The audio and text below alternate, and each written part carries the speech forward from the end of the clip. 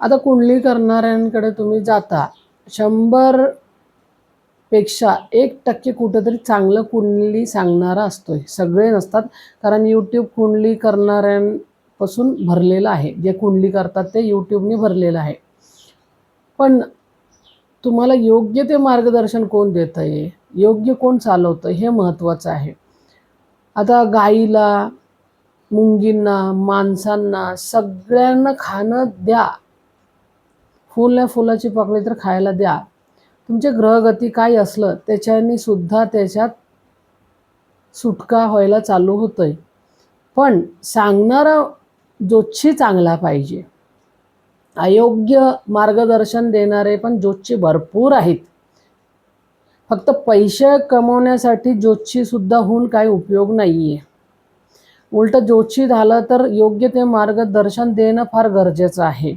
कारण मनुष्य थकलेला, पीडादायक, ग्रसलेला म्हणून कुंडली बघतो. कसं तरी आपल्याला त्या कुंडलीच्या मार्फत समाधान भेटावं म्हणून कुंडली दाखवण्यासाठी ज्योतिषीकडे जातो. पण काही ज्योतिषी नुसतं पैसे कमवण्याचा मार्ग बनवलेले आहेत, तर हे चुकीचं आहे.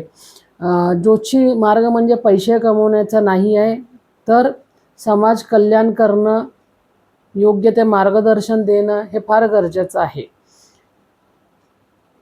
तर काय करायला पाहिजे, त्याच्यावर चालायला पाहिजे.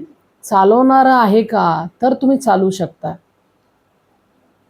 फक्त त्यांनी असं सांगितलं, असं करा, तसं करा, काही उपयोग नाही त्याचा. योग्य ते मार्गदर्शन त्यांनी द्यायला पाहिजे तुम्हाला ज्योतिषीने.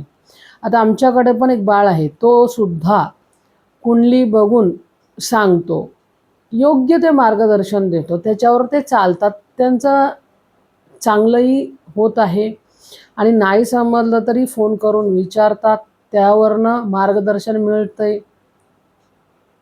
काहींना ज्योतिषीकडे जायचं असतंय, कुंडली बघायचं असतंय, त्याच्यावरनं मार्गदर्शनावर चालायचं असतंय, हे सुद्धा माहीत आहे.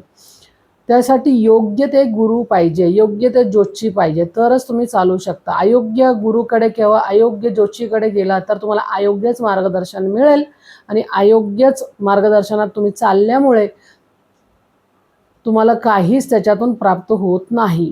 हे लक्षात ठेवा.